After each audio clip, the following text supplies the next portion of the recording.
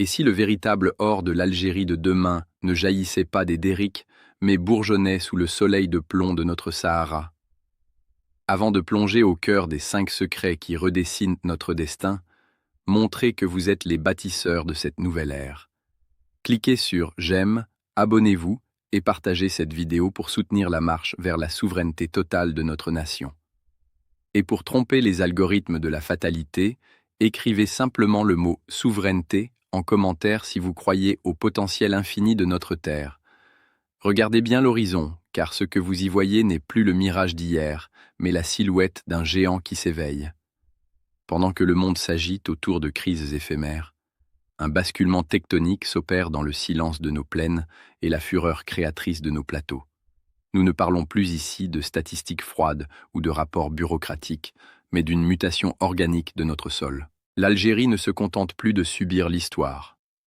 Elle a décidé de l'écrire en transformant chaque grain de sable en une unité de puissance et chaque goutte d'eau en un acte de résistance. Bienvenue dans l'ère des bâtisseurs, là où les secrets de notre futur sont déjà gravés dans la pierre et le fer. Sous nos pieds, bien au-delà des nappes noires qui ont endormi notre vigilance pendant des décennies, un silence tellurique s'éveille. Cette léthargie de l'or noir, bien qu'elle ait nourri nos foyers et soutenu notre croissance, avait fini par masquer la véritable profondeur de notre héritage géologique. Nous avons trop longtemps vécu sur la surface, effleurant à peine l'écorce d'un pays qui ne demande pas de la chance, mais du génie et de la sueur.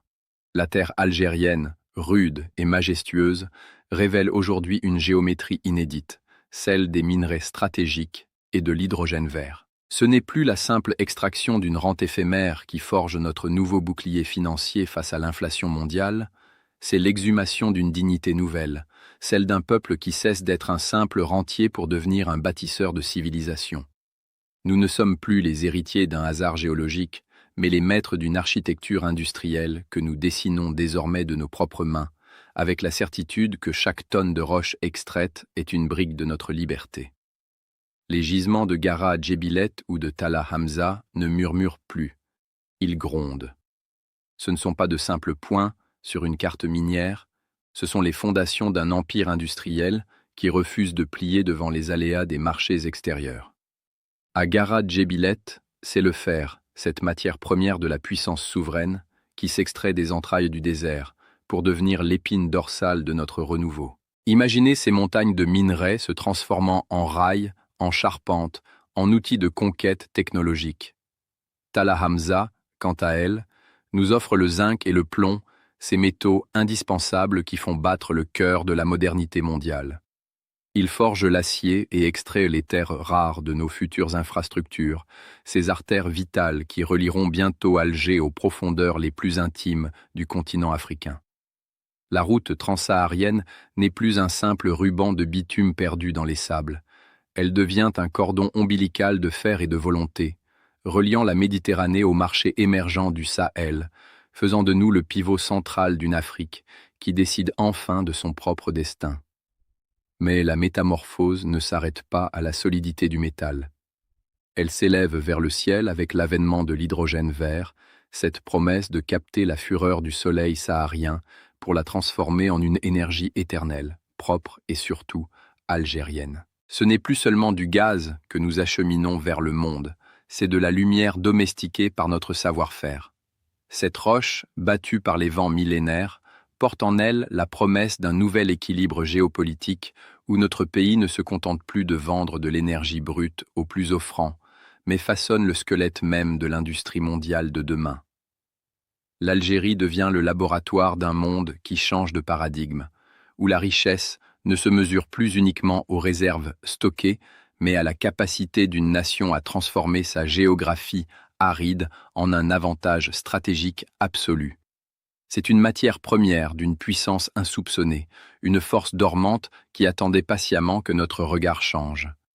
Que notre ambition s'élève au niveau de nos montagnes, car cette vision nouvelle, cette capacité à lire l'avenir dans l'immensité de nos paysages, nécessite désormais des outils d'une précision que seule la technologie la plus visionnaire peut nous offrir. Un regard désormais tourné vers le ciel, d'où descendent les nouveaux gardiens de notre souveraineté.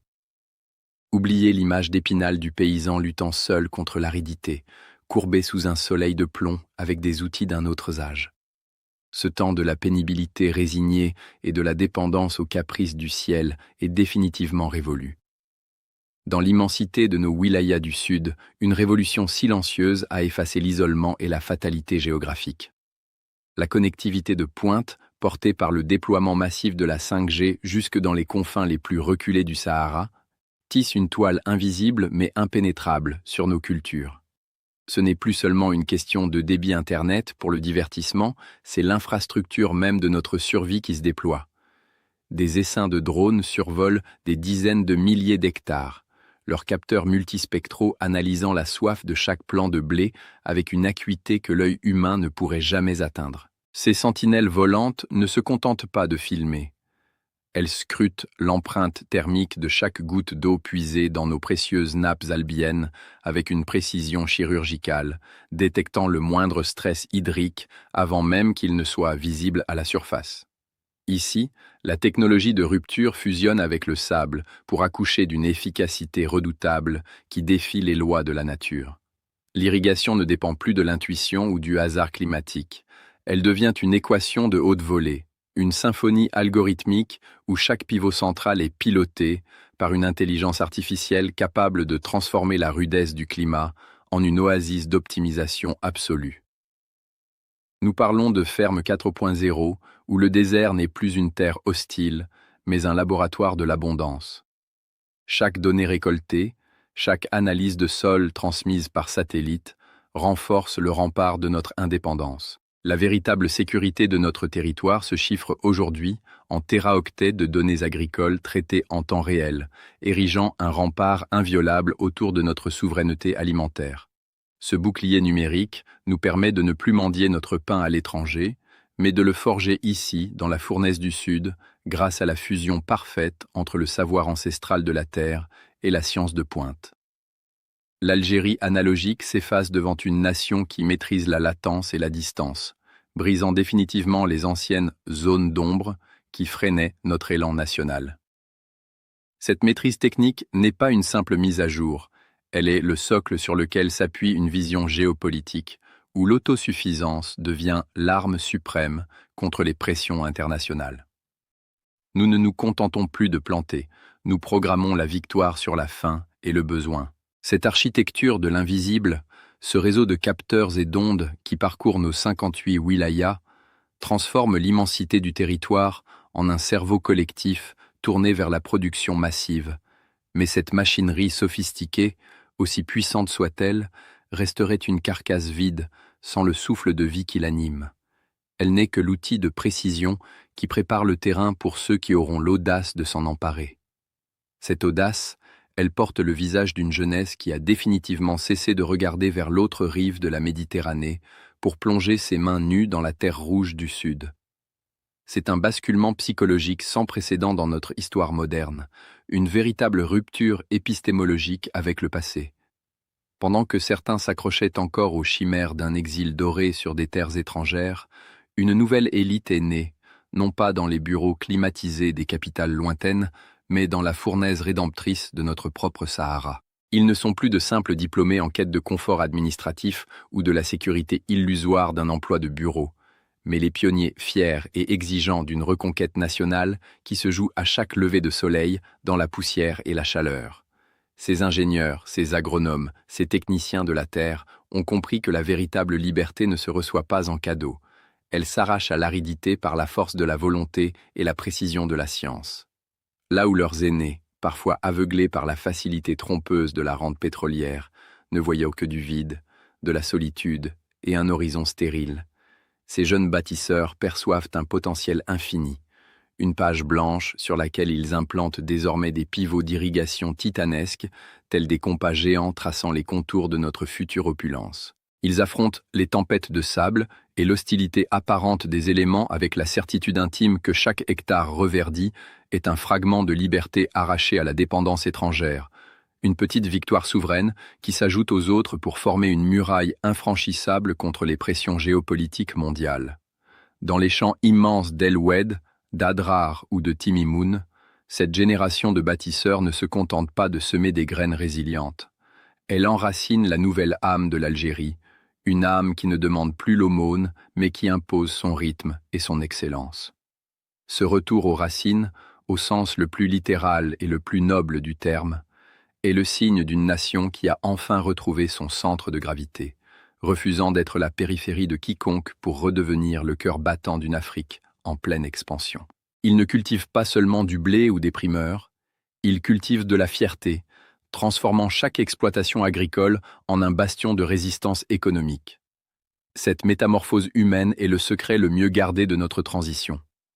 On ne vous parle pas de ces jeunes entrepreneurs qui réinvestissent leurs économies et leur savoir-faire dans le désert, préférant la rudesse d'une réussite construite sur leur propre sol à la facilité d'une vie ailleurs.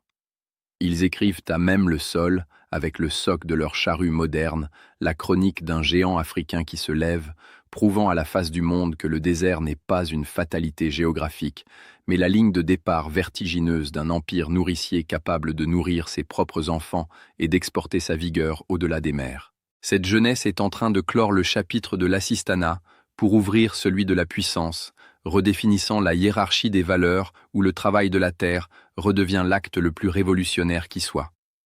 Chaque oasis artificielle créée par leur génie est une preuve que le futur ne se discute plus dans les salons, mais se construit dans la fureur créatrice d'un peuple qui a enfin compris que son plus grand trésor était l'immensité de son propre territoire, une force brute qui n'attendait qu'une main ferme pour s'épanouir, qui s'édifie aujourd'hui sous vos yeux et qui vous interpelle. L'Algérie de demain est déjà là, technologique, productive et affranchie des illusions de la rente.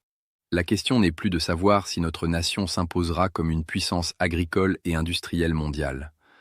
La véritable urgence est intime. Serez-vous un simple spectateur de ce basculement historique ou l'un de ses architectes? Quelle pierre allez-vous poser dès demain matin à l'édifice de notre souveraineté?